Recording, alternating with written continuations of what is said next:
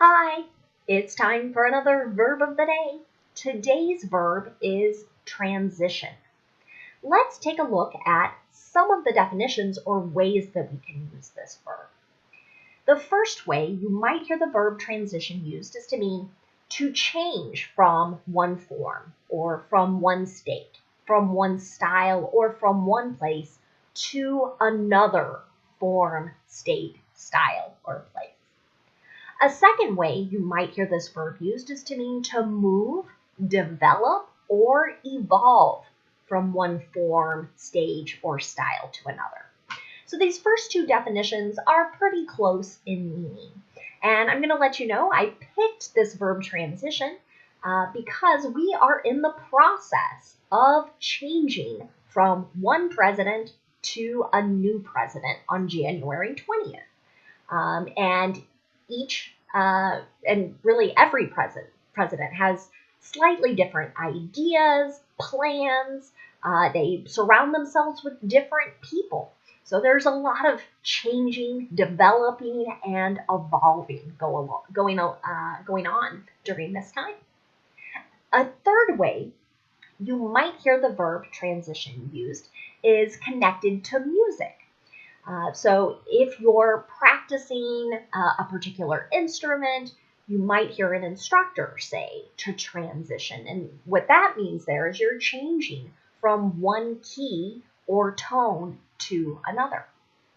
Another sort of area that you might hear the verb transition used is connected to sports. So in a sports setting, this verb transition is going to mean to change from defense to offense or offense to defense without any sort of stoppage in play.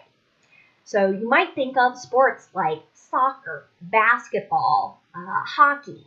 Those are sports where you might hear this verb used.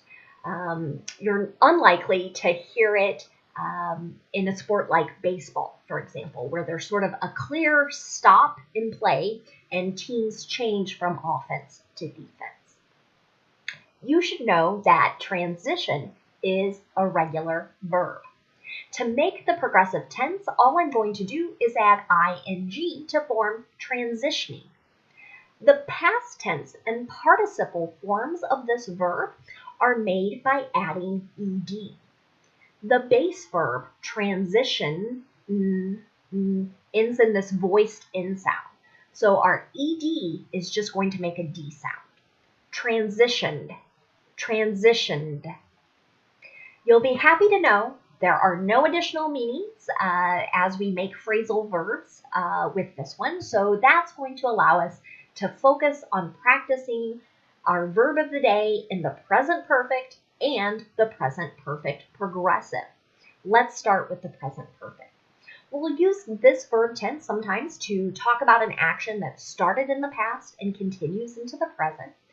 Or we might use it to describe something that happened at an unknown time in the past. And it may be that it just doesn't matter whether we know it or not.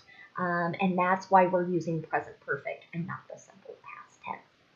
To make the present perfect, I need to use have or has, and then the participle form of the verb. Let's look at an affirmative example. The Humane Society has transitioned 380 dogs and 120 cats to new homes. So what it sounds like from this sentence, and I borrowed it from a news article, is that the organization was housing all of these animals. And slowly they were able to change or find more permanent homes for all of these animals. If I want to make a negative present perfect sentence, I need to insert not after have or has. You might hear native speakers use the contraction forms haven't or hasn't. Here's another example. Our county hasn't transitioned to phase 1B, which will provide vaccines to people over the age of 65. So you might be aware, and hopefully in your community, there are plans being announced as to how everyone is going to be able to get a COVID-19 vaccine. And what this sentence is saying, you may know, most places have prioritized giving doctors, nurses, hospital workers, medical professionals, essentially, the vaccine. That's phase 1A for most places. The next, again, is to focus on the elderly, older people in our community who are likely to have more severe or lethal, deadly reactions to this virus. Now, let's make a yes or no question in the present perfect. To do this, we're going to start with have or has, then we'll have our subject, and then the participle form of the verb. Have organizers transitioned Martin Luther King Jr. Day activities to be virtual? So the third Monday in January is typically when the United States honors the legacy, all of the contributions that Martin Luther King Jr. Made to the United States.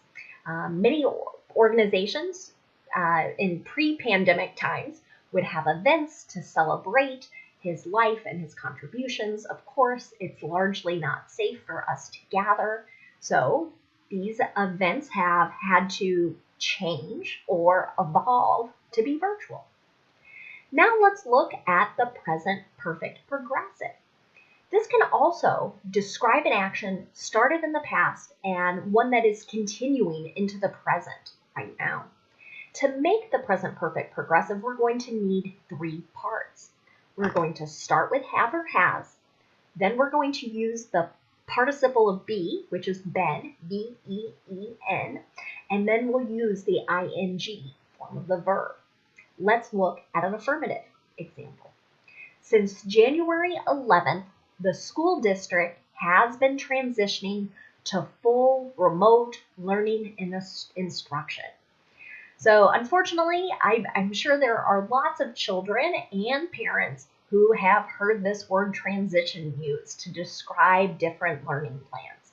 Some schools have tried to start in person, but because of widespread illness in the schools, they may have had to change or transition into virtual or online instruction.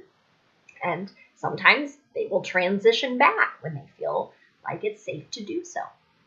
If I want to make a negative present perfect progressive sentence, I'm going to insert not after have or has. And again, you might hear those contractions, haven't or hasn't.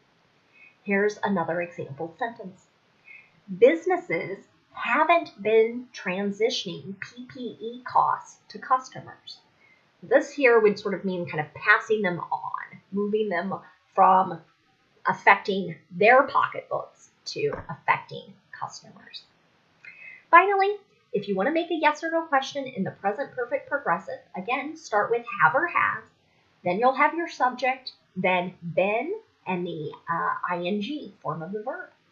Has the Trump administration been transitioning information and plans to the Biden administration? Again, this is sort of my motivation for picking this verb. Now, let's move on and look at some related words to our verb transition. The first word we're going to look at has the exact same spelling and the exact same pronunciation. It's just the noun form of this word. Just like the verb, the noun transition can have a number of different meanings. We're just going to look at 2 today. So the first way to use the noun transition is to mean the process or period of changing from one state or condition to another. So this ties back really nicely to those first and second definitions of the verb that we looked at. Here's how you might hear the noun transition used in a sentence. The president finally agreed to an orderly transition of power on January 7th. I know we've been talking a lot about what's happening in U.S. politics lately, and this sentence connects back to it. For a very long time, the current U.S. president denied the results of the election and acted like he would continue to be in power. But finally, just last week, we started to get this commitment that there would be a orderly transition or a period and process of changing from one administration to the next. Another way you might hear the noun transition used is connected to writing. So in your English courses or any sort of writing exercise, you might hear teachers talk about needing a transition. So this can be a linking word or phrase that's going to help show some type of relationship between paragraphs or sections of your writing, or if you're delivering a speech, transitions are really important as well. So here is an example of this usage in a sentence. Adding some transitions in your paper will make it more cohesive. So this might be a sentence you'd hear from an instructor or a teacher who's trying to help you connect various ideas so it all sort of seems to fit together. That's the idea behind cohesive. Some people will talk about unity, making it feel like all the paragraphs belong together and not just one idea, a different idea, and there not being a connection or relationship. The last word we're going to look at today is the adjective transitional. It means relating to or characteristic of a process or period of transition. Again, this is just the adjective form of the word and the meanings we've been talking about. So here is an example of how you might hear this adjective used. The men will live in a transitional living house to help them adjust to life after incarceration. So incarceration is referring to prison, and there are many different programs that will help people who have been in prison learn to adjust and change to life outside of it. And this is a type of program that exists in most communities and states, transitional living houses. So transitioning from prison to being free and independent. Thanks so much for watching today's video. I hope you have a great day.